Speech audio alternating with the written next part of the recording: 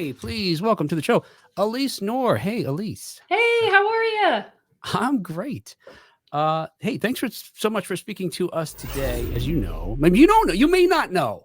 I know you said you were a fan of the show, but I'm going to, most people that come on the show, honestly, they don't listen to the show, and that's fine. It's fine. I really don't care. But we are big fans of retro video games here, much like yourself, and so we really thoroughly appreciate being able to speak to you today about. Look, we know most recently you've written about a number of video games, but certainly today you come to us to speak about Super Mario Brothers 3. And Yeah, I think there's a whole realm of things that sort of surround it and involve it that we can talk about as well. Um, absolutely. I'm I think excited. the look for folks who are fans of Super Mario Brothers 3, definitely read the book. But I think the thing that was most surprising and wonderful and exciting for me was that it's just not about that video game. It's Right. partly that and partly a personal sort of exploration, I suppose. Yeah, there's a good bit of memoir woven in there. That's one thing that I've always really appreciated about that publisher, Boss Fight Books, Mhm. that did that book, is that they have books about classic video games, but they're not limited to history. They also do cultural analysis. They do bits of memoir and just what games have meant to people in their own Mhm. personal lives and in their communities. Because games, that's why we play them. They touch us and they matter to us in a really emotional way. And so it's a wonderful thing to get to marry some journalism with some analysis, with some memoir Yeah. based writing, and put it all together. So before you actually started writing the book, or to what extent, I suppose, before you wrote the book, did you appreciate how many life lessons you had extrapolated from video games? That's a great question. Yeah. So the first chapter of the book is all about how my dad and I played Mario when I was a little kid. It's the first game I ever played, and I was 4 years old. He'd sit me on his lap and we'd play Mario 3. And it sort of was a great place for him to teach me some of his key life lessons, like never give up and always try your best. And so I sort of was aware of that.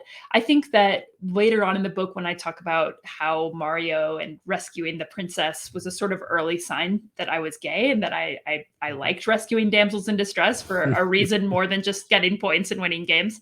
Um, that sort of came out a little bit more in the writing process for me, Oh, and that's the beauty of writing, right? You get to learn right. more things about things you love and about yourself.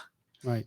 Yeah, it's really wonderful how, again, interwoven in the story, it seems almost even-handed as far as here's some history about the game and some of the sort of breakthroughs that they had, and here's some about me and my relationship with my father, my brother, my family.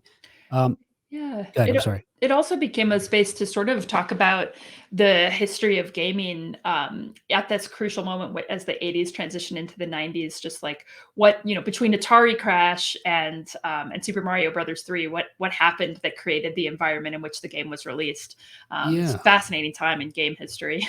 Yeah. Speaking of that, I suppose, yeah, 1983, video games are dead, long live video games, Right. essentially what we had. Right. How is it that in 1985, when the NES comes out, folks love video games again? I heard they were dead. Yeah, it was a lot of really hard work on Nintendo's part. So Oh, they were a Japanese company. They'd been around since 1885. So they had a long history of, jeez. yeah, they made playing cards and then they made a bunch of other wild things. They made instant soup, they made hourly hotels and all kinds of bad toys. But they survived all this time. So they're survivors. So they were doing really well in Japan. Video games were huge still. There was no video game crash in Japan. And so they decided we're going to go to America and we're going to release our Famicom entertainment system in America. They went to their first consumer electronics show, and people were so convinced that video games were a fad that was dead, like the hula hoop, that they actually pointed and laughed at Nintendo. They were like, "Good luck, guys. That ship has sailed." Yeah. So Nintendo tried a couple clever things. First, they tried to disguise the Nintendo their console, the Famicom, as the Nintendo Entertainment System. They changed it from red and white, brightly Right. colored kids' toy to sort of gray box, like it's just a VCR, nothing to see here, definitely not a No, video game. no. That didn't work. So then they went even harder into the other direction and really marketed it in toy stores in New York. They had their Nintendo of America employees going store by store and setting up the displays themselves. They had a little robot toy they set up. So they really kind of emphasized this isn't a video game, it's a toy. And of course, they had Super Mario Brothers, Shigeru Miyamoto's first masterpiece of many, the first Mario game for the NES. And that is what sold the NES. It was the software, the people who wanted to play that game so much. They had heard that word of mouth spread like crazy. And in many ways, maybe Nintendo sort of revived the video game industry as a whole and kicked it off in America all over again after that Atari crash. Yeah, it is, I guess, curious to me that in just that short period of time, part of what we understand about the crash was this: we were inundated with poor quality video Right. games for Atari, and Yeah. there's no quality control and that sort Yeah. of thing. Or too many games. Yeah. That just a few years later, that I guess, even that said, that sounds like a market problem. I don't know that folks were necessarily bored of video games or didn't want video games. I mean, obviously the Yeah. sales went down, but Right. I mean, there was definitely some hubris involved with Atari, right? At one point, I think you've covered this on your show, but they were selling more copies of games than there were consoles in existence. right. And the Atari exec was saying, well, people might just like to have another one around. Like it didn't even make sense. So it was some poor business decisions and some hubris. But the ways that Nintendo responded sort of might point to what some of the original symptoms were. So Nintendo, they were really, really big on quality control in America in the 80s. They had that Nintendo seal of approval that they put on all their boxes so that people would just get the idea visually that, okay, somebody's looked this over. This, is just a pure marketing strategy that we care about quality. They also changed the graphic art. And I know that there's a huge appeal of those Atari game cartridge art. They look so magical. And they're beautiful, like paintings. But they sort of, Nintendo thought they led to people feeling disappointed when they put the game in, because you'd see these burly athletic men playing a really rigorous game of tennis, and then you put in the cartridge and it's Pong, and it's two rectangles and a dot. And so they've kind of felt like maybe the realistic game art was overselling what was in the box. So you'll notice in the earliest NES game cartridges, it's all pixel art. So you actually just see what Mario actually looks like in the game. So they tried to be more honest about what they were selling. And they did have a very rigorous internal quality control system. They focused on fewer games at a time that had more replayability and were more addicting. And so a lot of, business scholars and game scholars say, clearly that worked. Yeah. I take issue with Nintendo suggesting that Atari was misleading people. I've talked about this before, and I think it depends what age it hits you at. Yeah. Now, you were young when, your dad had the Nintendo, and you were only 7 when you got your Super Nintendo. Yeah. I was around that age when I got my 2600. Okay. So for me, that art, it filled in all the things that the pixels didn't. I love it. Like Adventure, the picture of the dragon and all that. Oh, I had that spirit in me when I would move a little square around. It was enough. Yeah. I mean, there's some big conversations about the sort of, even within a game, like abstract representation versus realistic representation. So in Super Mario 3, in a lot of the desert world, they have very limited pixels, but they use the pixels to sort of evoke a pyramid for you or evoke a tomb and give you this feeling of dustiness with just like the limited tools and resources they have. And so in that way, there's something really beautiful about the parallel between a kid's imagination extrapolating the world of their toys from the box art or from their own imagination, all the way up to the work that game designers do to build with such limited resources. Yeah. And you mentioned something a little bit that I found fascinating that I learned in your book was that that what Atari was doing, as we know, easy enough, I suppose. The concept was, let's just adapt or port games from the arcade that we made that were successful to the home and other games. So for them, there weren't any really, except for the changes that were made for the home console were due to limitations as far as the home console. Right. And then the other games they made that didn't even exist in the arcade were similar in a sense. And one of them was that this idea that you just play them forever. They just keep getting harder. Yeah. And Nintendo, as you suggested, saw a distinction to be made, or a difference that they could capitalize on. What is that? So Nolan Bushnell of Atari, his golden rule for game design was that it should be easy to learn and hard to master. Right. And this works really well for arcade games, where you want the game to be inviting enough that it looks fun for someone to go stick their quarters in it, and you want them to be able to learn it really easily, so they'll go up and feel like it's approachable. But then you want them to lose very quickly so that they have to keep feeding quarters in there, right? The harder the game is, and this is why we call arcade games like old school hard, the more money you make off of it. So it has to feel addicting, but really hard. So home consoles, though, you want it to be able to reward long playability sessions and have someone finish the game and want to go right back and start it over again, so that they'll be happy they purchased this home console and want to purchase future home consoles. So Nintendo, they really thought it, or Shigeru Miyamoto, the designer of Mario, he really thought about that flow state of when something is just hard enough that it's challenging and interesting, but definitely still doable and can get you into that flow state. So he ramps up the difficulty slowly over time. There's in-game tutorials for all the mechanics, so it feels inviting, but in a sort of fluid, organic way. Right. And there's also lots of different reward systems within the game, which make it addicting and replayable. There's a point system, there's secrets, there's secret areas to explore, and extra things you can do within the game. So that really added to that replayability factor too. And I think it's one of the reasons that to this day, Nintendo sort of lets software lead and hardware follow. And they really, the few times in their history that they've deviated from that, it's gone really badly for them. So they're a software-based company. Right. Yeah. And you mentioned how the in-game tutorial, and just to be clear for folks who may not know, I mean, you didn't have to read an instruction manual, and let's face it, Right. with the 2600, no one really read those manuals. I did. Christmas Eve, I love the manuals too. I right? loved reading them. I would read them like at bedtime. I loved everything about them. Yes, absolutely. And I had the patience to wait. Okay, now I've read all 6 pages. Ooh, yeah. Now let's play. Drive my family and friends crazy. Come on, just put it in. I know I'm really fighting the impulse to do that with Starfield right now because it's so massive. There's so many things. I can't learn them all, but I want to read about it before I dive in too far. Yeah. But Nintendo, and I'm sure other designers too, but so cleverly, again, something that hadn't occurred to me, just set up their initial boards in such a way that they lured you to learn about it. Yeah. So in both Super Mario Brothers 1, which came out in 1985, and Super Mario Brothers 3, which came out in 1988, the very first level, they're very similar, but they're designed so that you have to learn the game mechanics. The level teaches you the game mechanics. So you start with Mario on the screen, and there's a Goomba approaching, one of those little crawly, mushroomy guys. And you know what? If he hits you, then you learn that you need to jump over him or on him. But if you run to him, then it's going to be timed. His movement and your movement are going to be timed such that there's a good chance that when you jump on him, you'll actually rebound off of him and hit the first little question mark box and get your first power up. So everything about that level is teaching you how to jump, how to kill a Goomba, how to use a question mark box.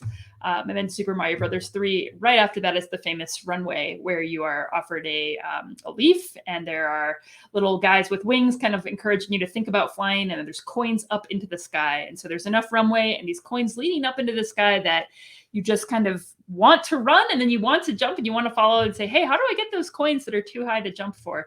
So already in level 1, it's taught you one of the more advanced game mechanics, which is flight.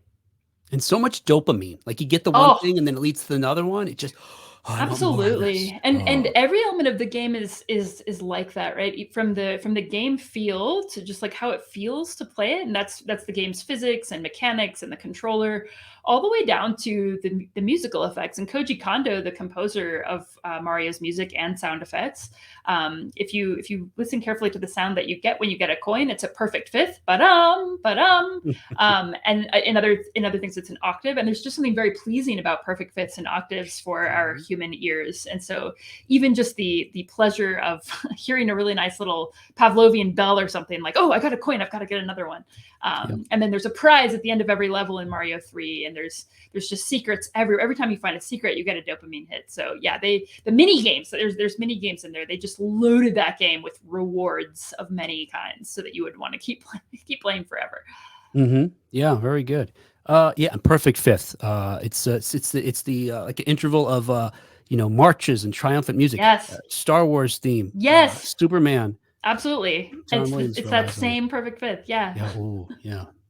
So thinking about the dopamine and the rewards and the learning, and you mentioned your father, using this as a way to teach you life lessons. A question I had for you, and I suppose you answered, is that your father was aware of how he was using these games. I know that I try to be metaphorical, and like with my kids, like sand the floor and paint the fence and take out the trash. We'll teach them something. Then, hey, did you realize by taking out the trash, I just taught you? No, they don't want any part of it. But your dad realized he was doing this with video games. I don't know if he was literally while we were playing saying that advice, or if I've married them in my mind. I know Yeah. that he very explicitly gave me that advice. And one place where I can remember really clearly hearing that advice was around my math homework. So I was terrible at math. I'm an English person, and really early, like first grade early, my dad sort of like he made these bonus math worksheets for me to do as soon as I got home from school. You can guess how that went over. I'm now an English professor and writer. I went so hard the other way. I was like, no, I'm really sure I hate this. But yeah, he was, and we played a lot of sports growing up. My brother played a lot of sports, and we would play in the backyard together. And that was always the attitude, right? Like, did you try hard? Did you have fun? And you should never ever give up until never give up, and always just try your best. So that was the attitude toward report cards, right? It was like, did you do your best? Okay, well, if you did your best and it wasn't good, then that's okay. But you could always probably be doing better, like trying harder or trying more of your best. Right. So it was a sneaky lesson. Right. So it's funny you say about the extra sheets. I did that with my oldest, and they now work in art. You did that with math worksheets? Yes. Oh And man, I I wish was I my could have first. told you. It was my first kid. My youngest now, we're definitely a lot more laid back about the whole thing. But it was like, you finish this extra 10 math problems, and then you could play video games. It was like that kind of thing. Oh, I wouldn't do that now. Oh my gosh. So you mentioned Starfield. It makes me think, like, if you were to teach, or and just thinking about how your dad did when you were 4. Yeah. To teach a child, a 4-year-old or a young person today, a game with the hopes of learning life lessons, let's say, would you turn to Starfield, or are you getting the Nintendo out again? I'm definitely good. I have been playing Super Mario Brothers 1 with my daughter, with my 4-year-old now. And we do the same thing. Yeah, she sits in my lap and we load it up, and she can jump on the Goomba. That's about all she can do.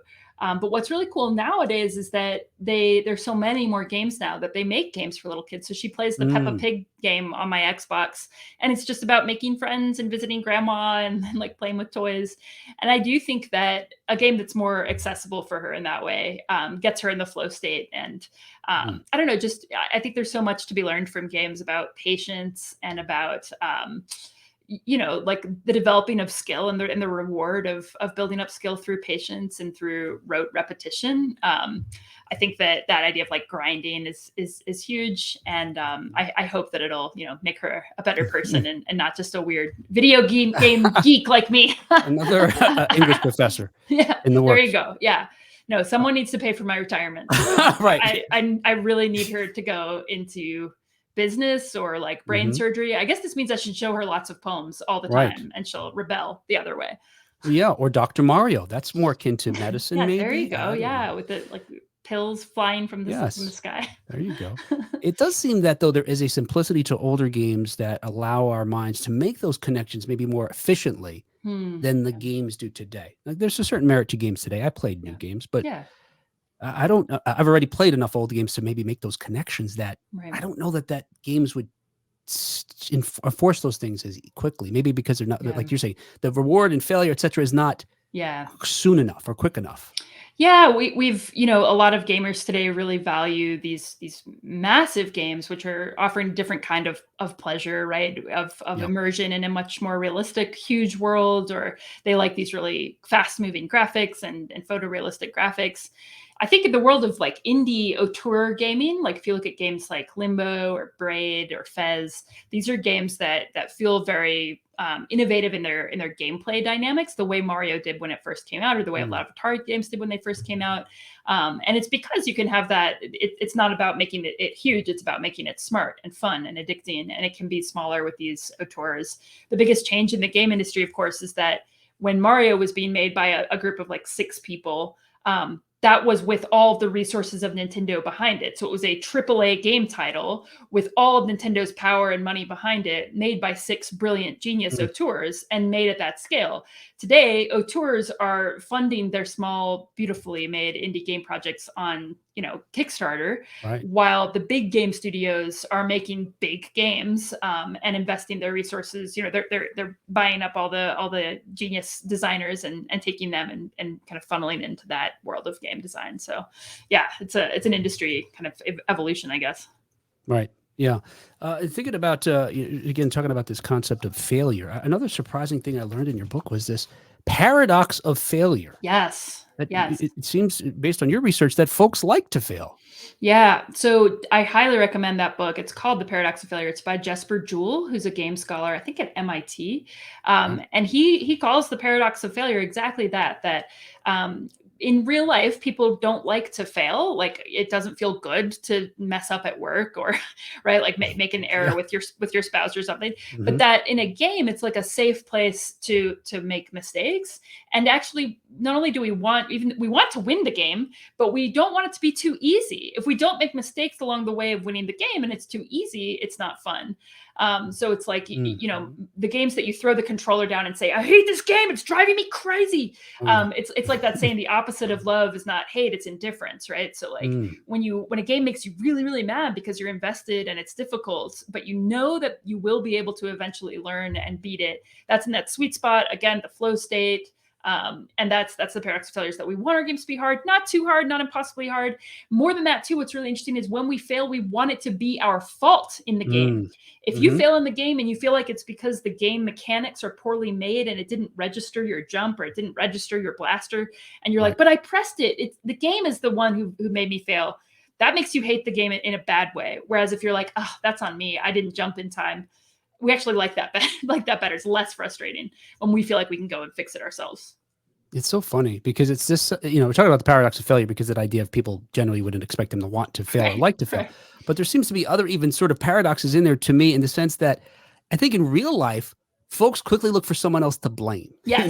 maybe more so Yes. now than ever, Totally. instead of wanting to feel like they're responsible. But in in the Right. video game world, okay, maybe other Right. things. And this is why, I see a lot of similarities. I mean, video games are art, and so if you compare that feeling, the paradox of failure, to the literary concept of catharsis, like, why on a Saturday night do I want to go with my wife to see Hamlet, a play about suicide and death Mm. and being really lonely and sad? Mhm. It's a safe environment to feel things that we need to feel, and that it's good for us as human beings to feel. And so I think that games in particular offer a really, really cool space, like I was saying earlier about children, to fail and have it be fun, and to learn that failure. I mean, my students in college, like, the biggest obstacle to their learning is that they're afraid to fail. And so games offer us that world in which it's fun to fail, it's important to fail, failing makes you better, and you learn that patience has rewards. Right. Now, maybe another paradox is that in your book you wrote that I tend to be more afraid of failure than I'm confident in my ability to succeed, and this Yeah. fear drives everything I do.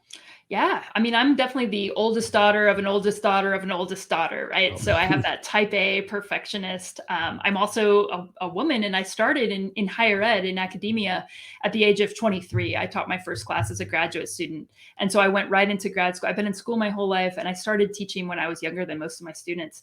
And so I think that you can have imposter syndrome from that, from a lot Mm. of just the way society treats, young women, and especially in systems that are male dominated. But also, I think it's a temperamental thing, that I'm very success driven, and I find a lot of value in what I do and what I achieve, and that can be really motivating and really wonderful. But also, I do need that spiritual reminder that I'm not a human doing, I'm a human being. Mhm. And so again, games are the kind of spiritual tool that I use for that, because if it were up to me, I'd probably just, when I got home from work, just keep working and doing more work and more work and more work. And games call me to be playful. Games call me to stop working and to do something that's perfectly useless, and where my achievements are not as measurable. I can still feel like I'm achieving, but it's not like I'm going to put it on my CV or something, or that it's going to get me promoted. That's important. Right. Yeah, yeah.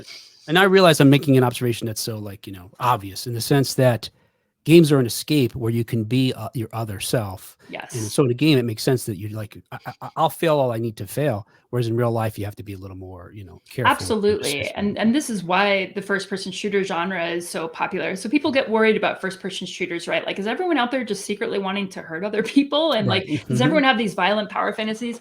And it's not about that. A game like a first person shooter is about confidence, control. It's about power. And we have so many situations in our life where we don't get to feel those ways. And so it's an out, to me, in a lot of the research backs up, it's a really healthy outlet to to express your negative feelings, but also to sort of like build up more of a reserve of resilience. Mhm. Yeah. You know what? I play Fortnite every night. I'm It's embarrassed to great. say. Yeah, yeah, Well, great game. because I'm not 15. It's But an I awesome do, game. and I play with other middle-aged men, that I met Mhm. online. I've never Yeah, met in person. yeah. And we played Battlefront for years before that, Nice. until there's so many people using mods and cheats in Oh Battlefront god. that, like you're saying, the failing wasn't our lack of skill, it was the fact that they had, Oh, things that made them more powerful that'll than you. just drive you nuts. And you only could compete by cheating as well. That's not okay. That's Which makes it seem to me that, and I don't know when this MIT study was done with regard to the paradox of failure, but I'd be curious as time goes on, and maybe look, this is where I sound like an old man.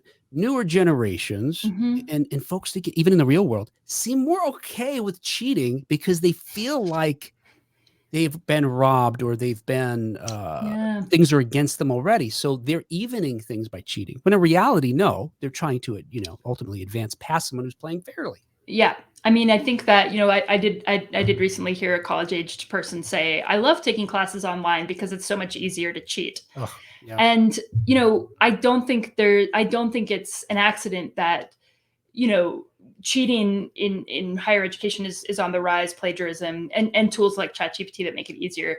But also what's on the rise among people of college age generation is loneliness, anxiety, Mm, despair. right. And so we need a sense of purpose, and that comes from working hard, being challenged, and failing. And you can't fail and be challenged and work hard if you're cheating, right? So I think it's good to look at where the space for cheating can be like what's at the root of cheating, right? So is it laziness, or is it insecurity? Is it being so busy and overworked that or is it some kind of darker like power fantasy of just winning at all costs? and Right. and games are a great place to think about that. The game that I just read about, Goldeneye, which came out in 1997, it's a N64 first-person shooter.